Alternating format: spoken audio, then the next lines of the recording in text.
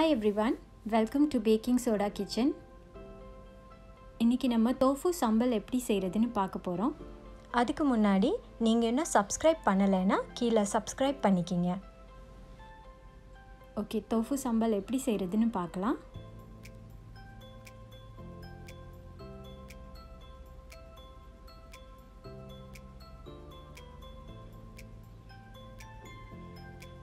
ஒரு block size tofu எடுத்துக்கங்க.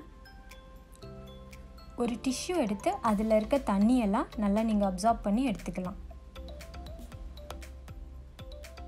இப்போ டோஃபுவை நம்ம சின்ன சின்னதாக கட் பண்ணிக்கலாம்.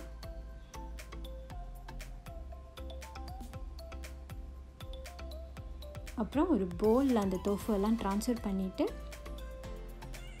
ஒரு 1 ஸ்பூன் அளவுக்கு சோயா சாஸ் ஊற்றி அதை நல்லா மேரினேட் பண்ணிக்கலாம். எல்லா டோஃபுலையும் அந்த சோயா சாஸ் படுற மாதிரி ஒரு 15 நிமிஷத்துக்கு அதை மேரினேட் பண்ணி வச்சுருங்க. அப்புறம் ஒரு பேனில் 3 டேபிள் ஸ்பூன் ஆயில் ஊற்றிக்கிங்க. அப்புறம் நம்ம மேரினேட் பண்ணி வச்ச டோஃபுவை அதில் போட்டு நல்லா ஃப்ரை பண்ணிக்கலாம். நல்ல பொன் நிறமாக வறுத்துக்குங்க.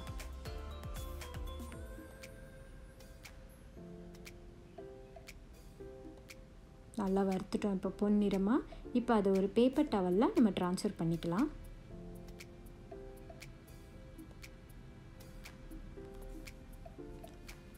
இப்போ நம்ம சில்லி பேஸ்ட் அரைச்சிக்கலாம். நான் ஒரு 4 சில்லியை வார்ம் வாட்டரில் ஒரு 15 நிமிஷம் ஊற வச்சுருக்கேன்.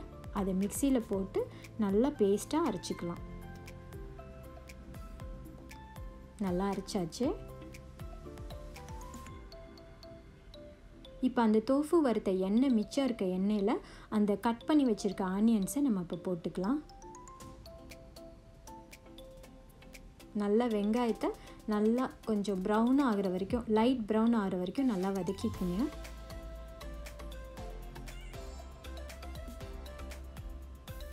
அப்புறம் அதில் 1 டீஸ்பூன் அளவுக்கு இஞ்சி பூண்டு விழுது போட்டுக்குங்க. அப்புறம் அந்த மிக்சியில் நம்ம அரைச்சி வச்சுருக்க பேஸ்ட்டையும் நம்ம இப்போ இதில் சேர்த்துக்கலாம். அதில் கொஞ்சோண்டு தண்ணியை, அந்த மிக்சியில் கொஞ்சோண்டு தண்ணி விட்டு அந்த மிக்சியை நல்லா கலக்கிட்டு ஊற்றிக்கிங்க.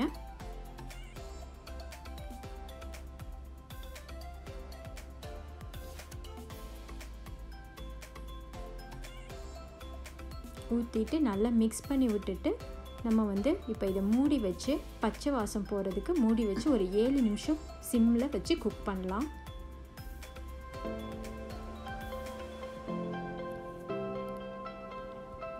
நல்லா பச்சை வாசம் போயிருச்சு, நல்லா குக் ஆயிருச்சு நம்ம ஆனியன்ஸ். இப்போ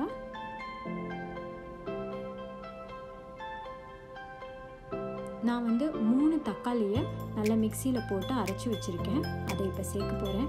நீங்கள் வேணும்னா கேன் டொமேட்டோஸும் யூஸ் பண்ணிக்கலாம். ஆனால் நான் ஃப்ரெஷ் டொமேட்டோஸ் அரைச்சி வச்சதை இதோட சேர்க்க போகிறேன். கொஞ்சோண்டு தண்ணி விட்டு அலசி, அந்த மிக்சியை அலசி ஊற்றிட்டேன். இப்போ இதை நல்லா கலந்துடலாம். கலந்து நல்லா மிக்ஸ் பண்ணிவிட்டு கொஞ்சோண்டு உப்பு போட்டுக்கலாம். இப்போ தேவையான அளவுக்கு உப்பு சேர்த்துக்குங்க. இப்போ இதை மூடி வச்சிடலாம். 8லேருந்து 10 நிமிஷம் வரைக்கும் இதை நல்லா வேக வைக்கலாம்.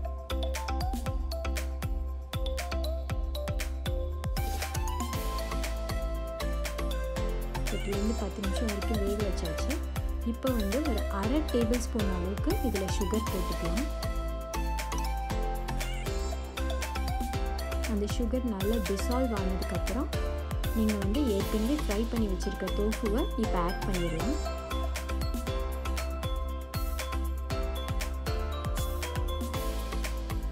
நல்லா மிக்ஸ் பண்ணிடுங்க. அந்த மசாலாவில் மிக்ஸ் பண்ணிவிட்டு மூடி வச்சுருங்க. இப்போ இந்த கிரேவி நமக்கு நல்ல திக் மசாலா ஆகிற வரைக்கும் மூடி வச்சு சிம்மில் வச்சு மூடி வச்சுருங்க.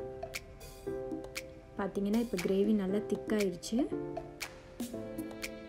இதுதான் கரெக்ட் கன்சிஸ்டன்சி இந்த டோஃபு சம்பலுக்கு. டோஃபு சம்பல் ரெடி ஆயிடுச்சுங்க. இப்போ நீங்கள் இதை சர்வ் பண்ணலாம். இது இட்லி, தோசை, சப்பாத்தி எதோட வேணாலும் சாப்பிட நல்லாயிருக்கும். இந்த ரெசிபி உங்களுக்கு பிடிச்சிருந்துச்சுன்னா லைக் பண்ணுங்கள், ஷேர் பண்ணுங்கள். பேக்கிங் சோடா கிச்சனுக்கு சப்ஸ்கிரைப் பண்ணுங்கள். தேங்க்யூ ஸோ மச் ஃபார் வாட்சிங்.